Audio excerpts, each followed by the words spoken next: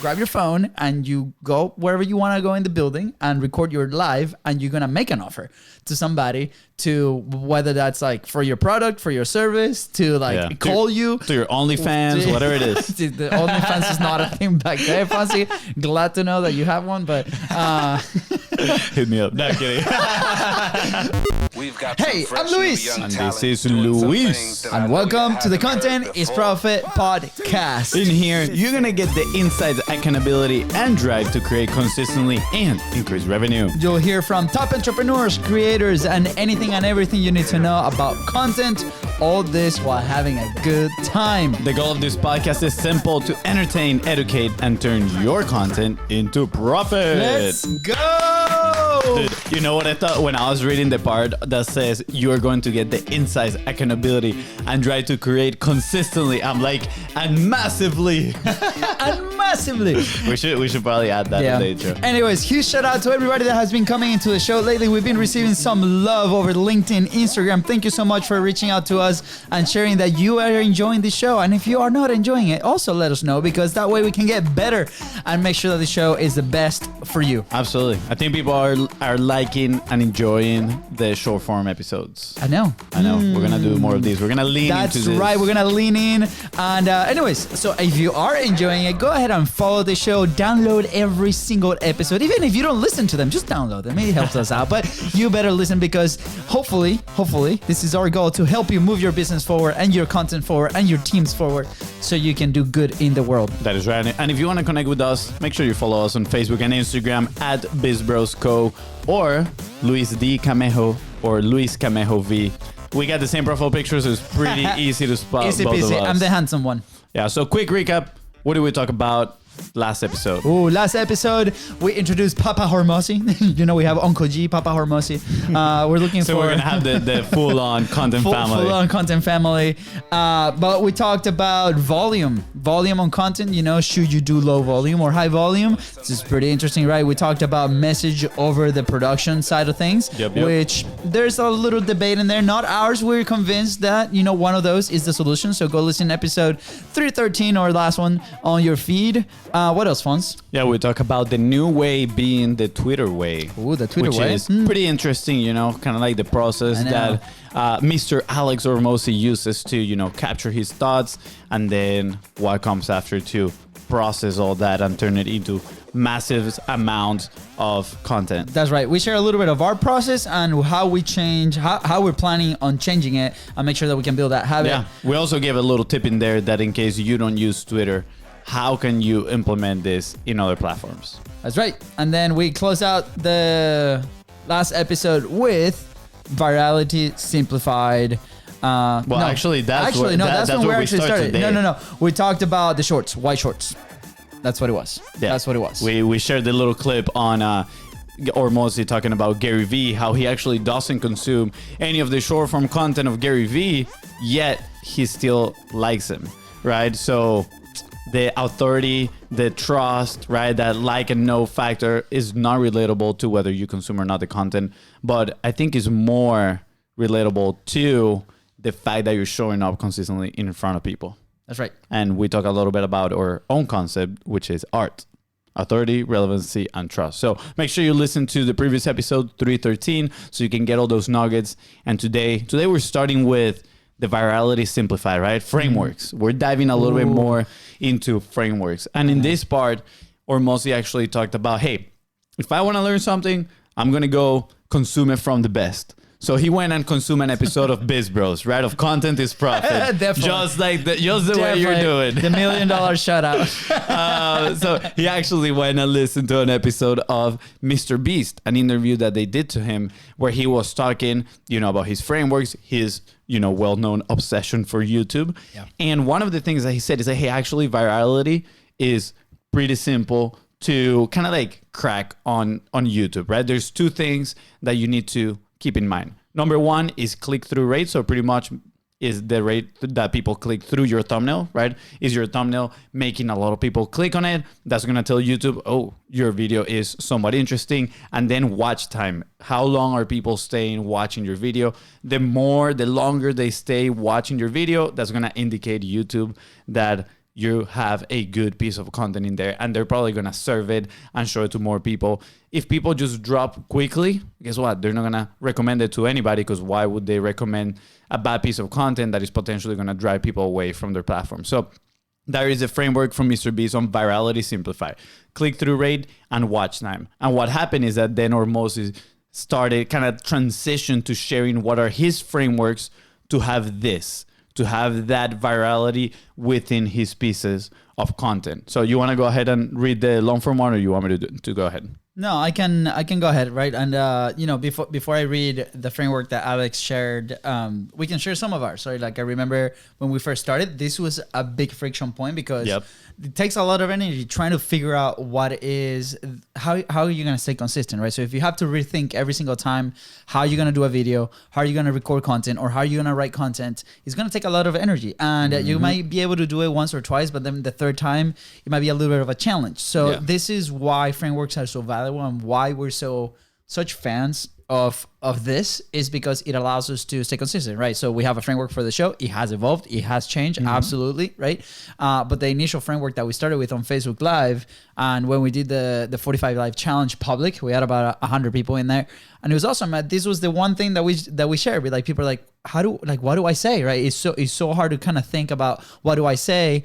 And the framework that we shared was, hey, what about we do a story of something that happened today, something that you learned today. So if you're consuming content, if you're reading, or something's happening in your life, one of those three are always going to be present, right? Yep. So share that. And then how are you going to relate that situation with what you do as a business if you are creating content for business? So that's like the most simple one. That was very, very simple, right? That's personally what allowed me to start being very consistent, and it helped a lot of people. And then from there, ideas are just going to start coming, and you got to have a system like the one that we shared in the last episode where you can document and move that. So I actually remember the first time that we heard about frameworks. Do you remember when it was? No, it was at the funnel hacking live. It was like 2 funnel hacking lives ago. I remember that Russell had a presentation specifically on frameworks, and then he grabbed his phone and he's like, this is the one framework that I use for all my videos. And he's like, it's the hook story offer, which again, it's a very simple framework that whenever you want to, create a piece of content, you say, okay, hook story offer. You have a topic in mind that you want to talk about. What is the hook that is potentially going to attract people, right? That click-through rate that are going to make them click and watch a video. What is the story that is going to hook people? A story that you can relate to the lesson, and then your call to action. Very, very simple. And like that, there's a lot of frameworks. And the last thing I want to say before you share that quickly is, and this is something on that I believe personally, the essence of that, I think, is copywriting. Like if you want to learn about like frameworks that, get people to consume more and more, read about copywriting. And, it's so easy to come up with your own frameworks after that. Yeah. Or at least you're going to know the principle behind it and how to apply it to your content. Yeah. I think one thing that helps big time is go execute on a simple framework, right? Don't overcomplicate it. And as you start executing consistently, right? Frequently, we talked about frequency in the last few episodes, you're going to start evolving that. So anyway, so the one that Alex shares, like for long form content, is starts with a hook or a question, right? Then he follows up with a story about that hook. Surprise, surprise. Then he shares the framework, and then he explains that framework. And then if he wants to make it a little bit longer, he goes and repeats. He shares a different story. He shares the framework, and then he explains as many times as possible. So yesterday I consumed one of their videos that showed in there. It was about data on how much he pays per month on those. And there is a clip, and then I found the same video on YouTube from the long form content that came. And this was the exact framework, right? So he shared stories, and he talked about 3 different things in the same video, and then those turn into those clips. Juicy. Surprise, surprise. I know. Fun fact, how much does he pay for his content per month? I know. Send us a message or keep listening. No, just share it. I'm like, what? No, just share it. How much? Well, he's paying $70,000 a month for his content and Layla's content, who's his wife that also creates content. Yeah. So, and what was the comparison that he said that he makes after? That if he would pay for that exposure with paid media, he will be paying $2 million to get the reach. So organic is there, right? But he also shares that the lever, right, is how good you are at delivering this content and providing that value. So Quality of the message over quality of production. That's right. Quality of the message over quality of the production. So keep in mind, right, there's companies that we work with that if you ask them to spend $70,000 in an organic strategy, they might be a little weary as well. So again, this is trust in you, in your message, in your thing. Like, what's the return on investment? There's a lot of conversation here that we can have on this topic alone.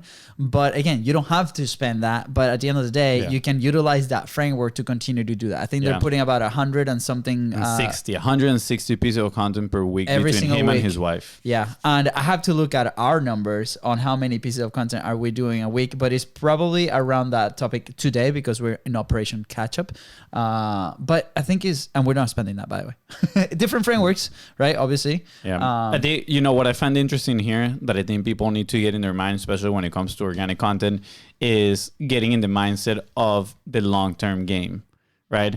A lot of times we just want things so quickly and, realize that with organic content, it is a journey. Like he shares in another video that he spent 6 years publishing his podcast before it took off, right? So keep that in mind. 6 years without missing a single time. It takes a lot of work. It takes time. Sure, you can potentially have one of your videos go viral and like change everything for you pretty quickly, but you don't control that virality at the end of the day. You control your frameworks, the quality of your message. You control your cadence, right? How often you can do it. So focus on the things you can control and play the long game. And now you're going to be setting yourself up for success. Yeah. I love how he continues and he shares a little bit of the short format framework. And for us, for example, the podcast is the main piece of content that we create. And then from that, there's something that comes out and we're trying new things on the other side as well. But that's how we started M2M, right? Just, grab 5 or 6 ideas from every single episode that goes to our message. And then that's how we create. And for those thinking, what is M2M? What the heck are you talking about? I know the code. M2M actually stands for macro to micro. Easy peasy. Yep, and we're like, let's actually that's how we name create an acronym out of this. You got to put acronyms to everything. It just makes things more memorable. It sounds sexy, right? Consistency is art, authority, relevancy, trust. Right, okay. M2M. Let's share macro to micro. Like how cool does that sound? Let's share the short format framework, and for short format, these are shorts, reels, vertical versions, right? So starts with a hook or a question, then there's a hammer or what he calls the humor side of it. So something funny, right? Kind of like a punchline, like a quick punchline in there. And then he shares an example and then he explains it, right? So something here that I like is TikToks are just tweets said in front of a camera, which I love, right? Because he does test his content as tweets, right? Which is some of the things that we need to start building based on the last episode. And then from there, it's like, okay, how do I actually deliver this in front of a camera, right? Especially because we have to we have to use these platforms as a leverage to make sure that we can continue to, get that exposure if that's what you're looking for. Absolutely. So something that just came into my mind is that conversation that we had with Glenn Lundy. You remember him? Mm-hmm. Super awesome guy. He has a morning show. He wakes up like at 1 in the morning to do his morning show. But go check him out. Go look for the Contest Profit episode with him. It's really good. It's like 8 kids. Yeah. He literally has like 8 kids.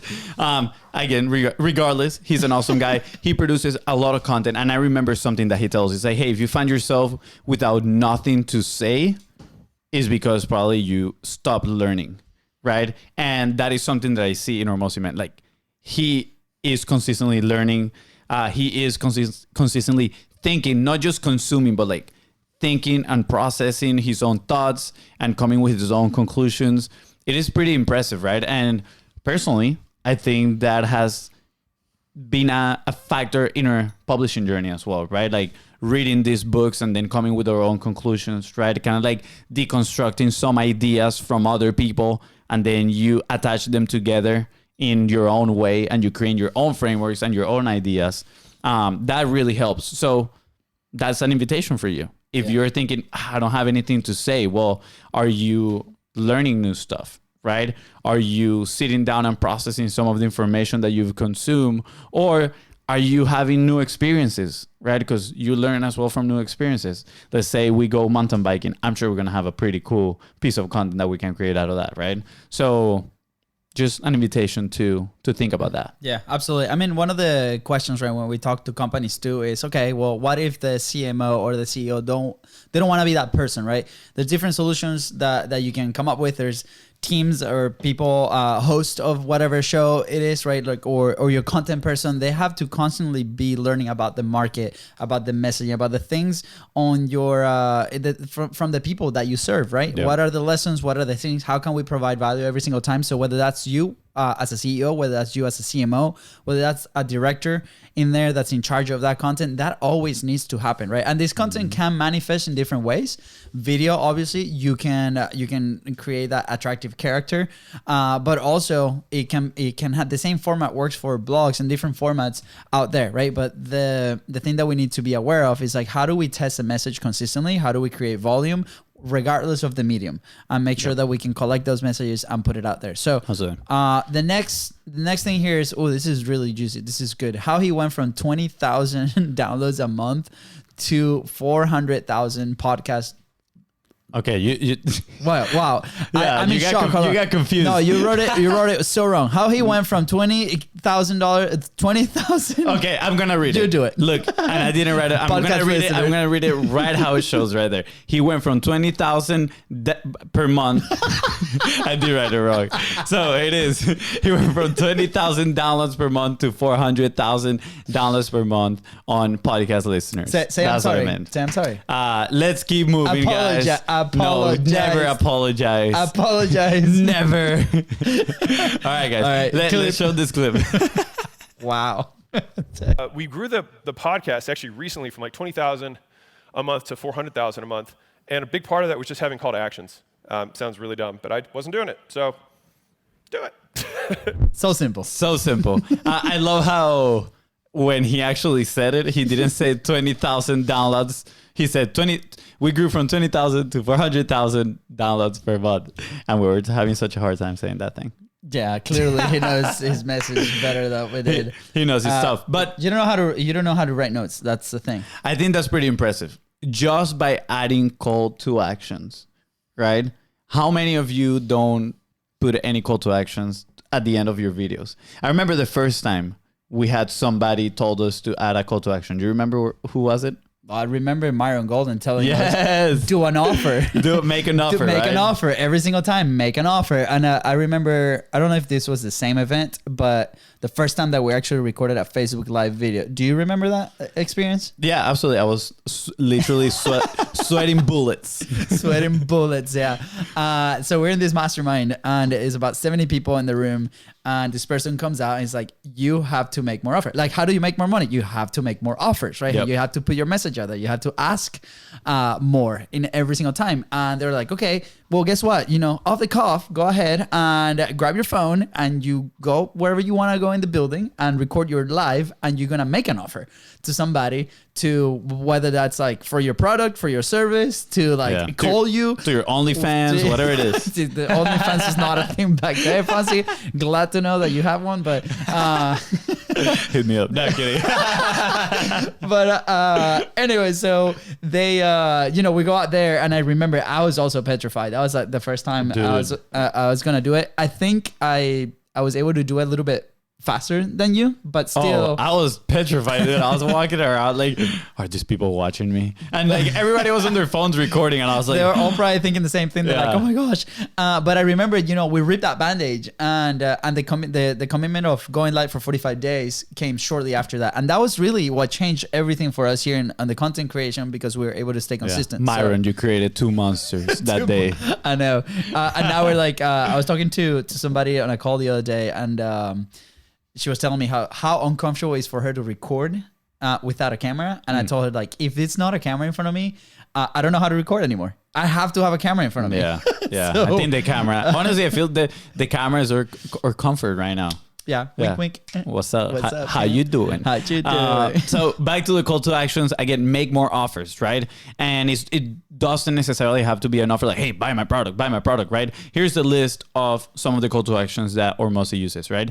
Redirecting people to other channels, lead magnets, sharing, tagging, lower ticket offers. Hey, leave a review. Client ask, sending questions, and his Grand Slam offer. And what he does with these is that he creates 2 to 3 different versions, right, pre-recorded of each one of these calls to action, and then he just injects them. He adds them to his content. He records a podcast. Cool. Let me put a pre-roll. Boom. One of the call to actions. Let me put a, mid-roll. Another one of the call to actions. Yeah. Here's how I personally visualize it. I'm not technical at all on the video editing side of things. And this helped me really to also not only to produce it initially, but to then experiment and also to convey it to the team. So if you do have a team, this is how I recommend explaining it. Imagine Lego pieces, right? So if you have a team first, you need to come to the BIZBROS and we can explain it to you even better and to your team. And we would love to help you out. And if you understand what I'm doing here, I'm giving you a call to action. So take action. Give us a call. And if you don't have a team and you want to have a team, give us a call. Anyways, but imagine Lego pieces, right? So imagine you have, 8 call to actions, right? Times 2 versions, that's 16 call to actions. Just record those pieces and then save those files. Those are 16 files that you're going to have in a folder that says CTAs. I thought you didn't do public math. Well, this one is easy, public math. And then, you have your full episode. That's another Lego piece, right? You have an intro version. That's another Lego piece. So you could technically go out and outsource those smaller pieces. And then with a software, let's say Descript, right? I personally love Descript. It's very easy to use. You can just like plug them in, right? And it could be very simple, right? But hey, we highly, highly recommend you having somebody else doing this for you, obviously, because it's going to free your resources and it's going to free your time to do something else. But this is super important because even today, we prepare prototypes according to our vision based off of this, right? So we call them prototypes. It's like one version, and then we show that version to the team, and then they just take it from like a 6 to a 10, right? So it's very important. Visualize those Lego pieces. What are they, right? The intro piece, the call to action piece, the value piece, the information piece, another call to action piece, and so on. And that can definitely help move your content forward really, really fast. Okay. Yeah, 100%. Cool. So once you get the call to actions done, right, and he talks a little bit about contextualizing per platform. So pretty much making your content native per platform. So instead of downloading your content from TikTok and then publishing it on Instagram Reels, and it has the little logo of TikTok in there, no, like just, publish the original on Reels too as well. So he talks about his distribution, what he did. And he went, and this was mind blowing, he went from publishing 7 times a week, which I will say for most people, that is already a lot. They're like, what? I have to publish content every single day? And that is just mind blowing for some people, right? They're like, how am I going to get this done? This is so much, right? Again, frameworks. Publishing Pyramid, that too. Reference to another episode. Go check it out. Look, Contents Profit, Publishing Pyramid, and learn that concept is going to help you out. But he went from 7 times a week to 80 times a week. So he pretty much 10x his input and 10x his output. And he's gotten massive results. I mean, 1 million followers in 6 months. So there's a clip here. Let's put the clip. Then we distribute them. All right, so we went from 7 times a week to 80 times a week in distribution. That was the result over that 6-month period, which was a lot of growth. Awesome. And so we 10x the inputs, and we got 10x the outputs. Surprising. Right? Surprising. Surprising indeed. So obviously, for those listening, you didn't see the results. I'm going to walk through them real quick. So on YouTube, they went from 70,000 to 300,000. On Twitter, from 10,000 to 100,000.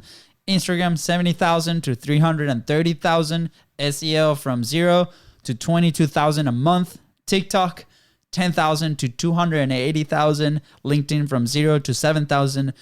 The book from 0 sold to 150,000 copies sold. And then the podcast from 20,000 a month to 150,000 a month. Yeah. Very impressive. He's already on Instagram. He's already on 480,000.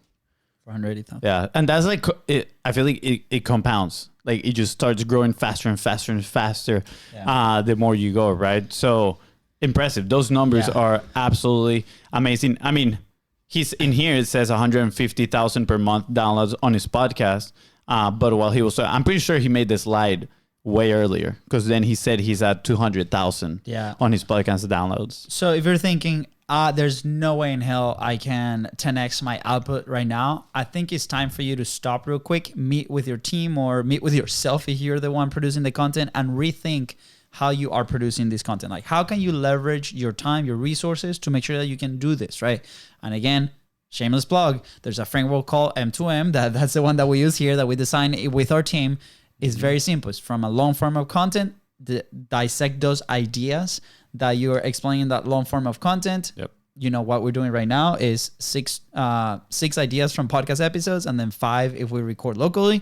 And then those become your shorts and your reels, and then distribute, right? So again, build depending on your capacity. Make sure that you plan for creation time. Make sure that you plan for production time, and then make sure you plan for distribution time. A lot of people plan for the creation time, and then they forget the production and the distribution. So this goes if you do it yourself, or if you have a team that helps you. And if you don't have a team and you want a team, give us a call. We definitely can help you in there. So yeah, absolutely. And I think, you know, to kind of like wrap it up down here, we always say test, and then invest. And putting a lot of pieces of content out there, right? Kind of, if you follow his framework, right, with the Twitter being the new way and sharing ideas, quick ideas, that's your testing ground right there. You're going to be testing what resonates with people. And eventually you're going to say, oh, cool, I have a winner here. Let me develop more this idea. Then you're investing your effort and your resources into developing more of that idea. And guess what? A very special message, something that we realize. I think like I'm thankful that we realized this early on. But guess who is the only person that listens to 100% of your message? It is you. So a lot of times you might be thinking, but I already talked about that. I already recorded about that. Well, guess how many times we've talked about, you know, consistency is art. A lot of times. And yes, we are the only ones that listen to it 100% of the time.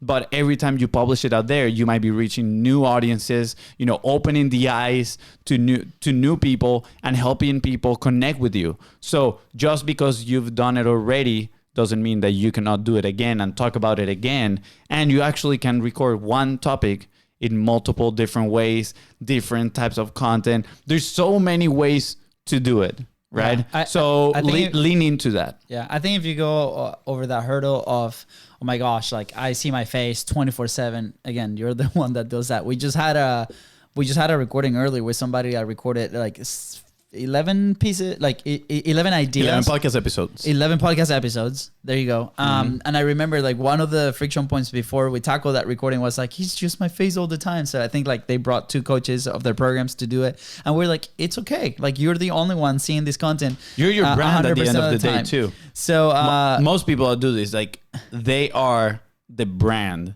of, you know, their business. So if you have a brand dependent on, you know, you got to show up. You got to be in front of the camera. Absolutely. I want to share a little bit of, obviously, in the last 2 weeks, we've tested with some shorts. And keep in mind, if you go to YouTube and you see this, these are not formatted for the platform. These were created about a year ago, and they these were created before Shorts came out. Before Shorts even came out, and they're like the old version. Like we have the headline and you have the video in the middle, right? We had them in the vault, and they were sitting in the drive because they never got distributed, right? This is part of the lesson, right? We planned for the production, we planned for the creation, but we didn't plan for the distribution side at the time, and they were sitting there. And we have this operation going on called Operation Catch Up. And we decided that for those 150 episodes, plus the micro assets that were coming out, we're just going to put it out there and see what happened, right? And the results have been really cool because even though it's not the format, we've been getting amazing results. On Shorts, we're about to hit 13,000 views and I think these are 3 days of actually distributed content, which is crazy. We still have to do a lot more. About 80 hours of people watching our content and consuming and transferring into our podcast, right? On Reels, it's a lot less, but a lot of people have transferred. And you know, we have these videos that have 1,300 views, 900 views, and this is coming from zero. Like this is coming from zero. And just think about this.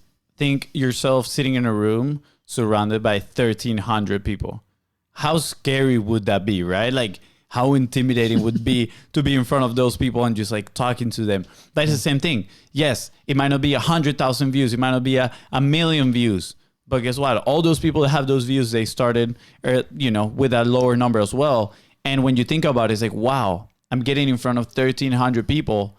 maybe one of those, the message resonates and they might be interested. I can establish a conversation and then I can potentially help them, change whatever it is in their business and just help them improve. Yeah, this is super cool too, because we went from 30 subscribers that were like our friends in like a week or so to almost 100, right? Which is awesome because it's new people that are coming into our world that we can communicate, we provide value, we can get feedback from.